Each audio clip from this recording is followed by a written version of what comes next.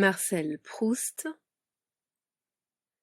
À la recherche du temps perdu, du côté de chez Swann, nom de pays, le nom, lu et enregistré par Charlotte Simonin. Mais bientôt, comme ces phénomènes naturels dont notre confort ou notre santé ne peuvent tirer qu'un bénéfice accidentel et assez mince, jusqu'au jour où la science s'empare d'eux, et les produisant à volonté remettent en nos mains la possibilité de leur apparition, soustraite à la tutelle et dispensée de l'agrément du hasard. De même, la production de ces rêves d'Atlantique et d'Italie cessa d'être soumise uniquement au changement des saisons et du temps. Je n'eus besoin, pour les faire renaître, que de prononcer ces noms.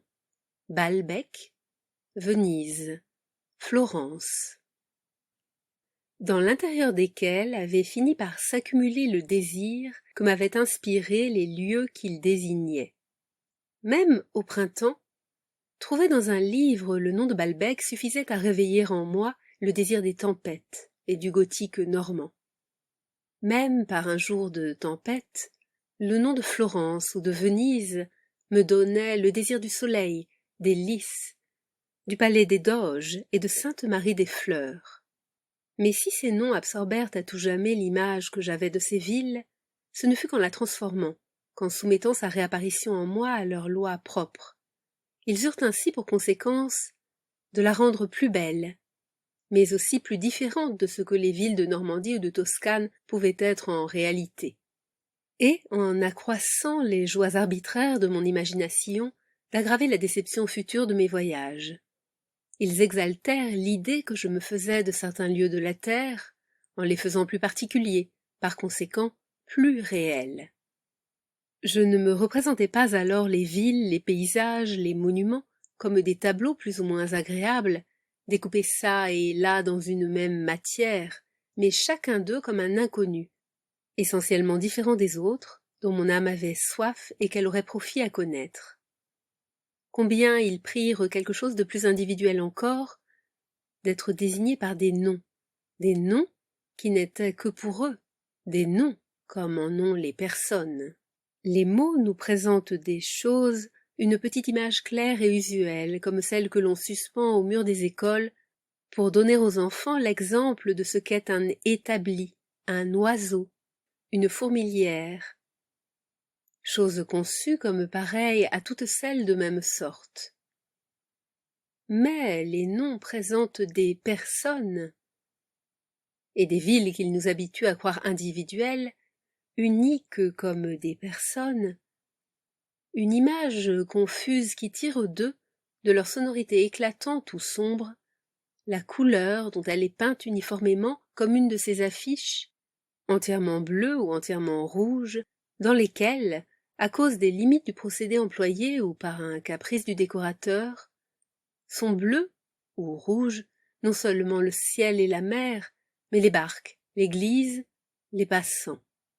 Le nom de Parme, une des villes où je désirais le plus aller depuis que j'avais lu la Chartreuse, m'apparaissant compact, lisse, mauve et doux, si on me parlait d'une maison quelconque de Parme dans laquelle je serais reçu, on me causait le plaisir de penser que j'habiterais une demeure lisse, compacte, mauve et douce, qui n'avait de rapport avec les demeures d'aucune ville d'Italie, puisque je l'imaginais seulement à l'aide de cette syllabe lourde du nom de Parme, où ne circule aucun air, et de tout ce que je lui avais fait absorber de douceur stendhalienne et du reflet des violettes.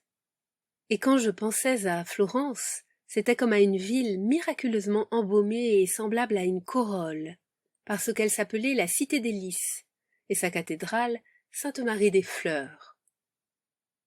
Quant à Balbec, c'était un de ces noms où, comme sur une vieille poterie normande qui garde la couleur de la terre d'où elle fut tirée, on voit se peindre encore la représentation de quelque usage aboli, de quelque droit féodal, d'un état ancien de lieu, d'une manière désuète de prononcer qui en avait formé les syllabes hétéroclites, et que je ne doutais pas de retrouver jusque chez l'aubergiste qui me servirait du café au lait à mon arrivée, me menant voir la mer décharnée devant l'église et auquel je prêtais l'aspect disputeur solennelle et médiévale d'un personnage de fabliau. Si ma santé s'affermissait et que mes parents me permissent, sinon d'aller séjourner à Balbec, du moins de prendre une fois pour faire connaissance avec l'architecture et les paysages de la Normandie ou de la Bretagne, ce train d'1h22, dans lequel j'étais montée tant de fois en imagination, j'aurais voulu m'arrêter de préférence dans les villes les plus belles. Mais j'avais beau les comparer, comment choisir plus qu'entre des êtres individuels qui ne sont pas interchangeables, entre Bayeux, si haute dans sa noble dentelle rougeâtre, et dont le faîte était illuminé par le vieil or de sa dernière syllabe. Vitré, dont l'accent aigu losangeait de bois noir le vitrage ancien. Le doux Lamballe, qui, dans son blanc, va du jaune coquille d'œuf au gris perle.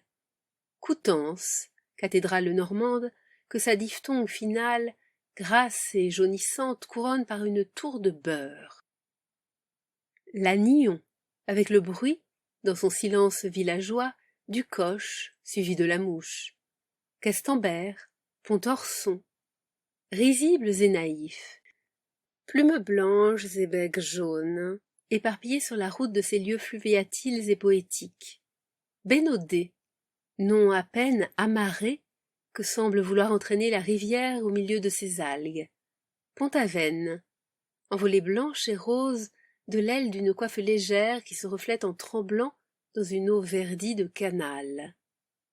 Quimperlé, lui mieux attaché, et depuis le Moyen-Âge, entre les ruisseaux dont il gazouille, et s'emperle en une grisaille pareille à celle que dessinent, à travers les toiles d'araignée d'une verrière, les rayons de soleil changés en pointes émoussées d'argent bruni.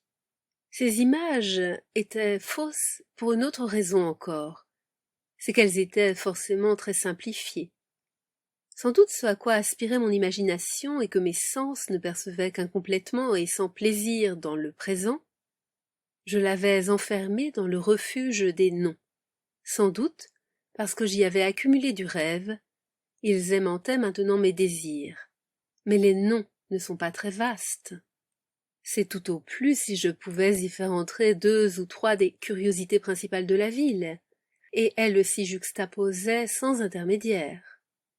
Dans le nom de Balbec, comme dans le vert grossissant de ces porte-plumes qu'on achète au bain de mer, j'apercevais des vagues soulevées autour d'une église de style persan.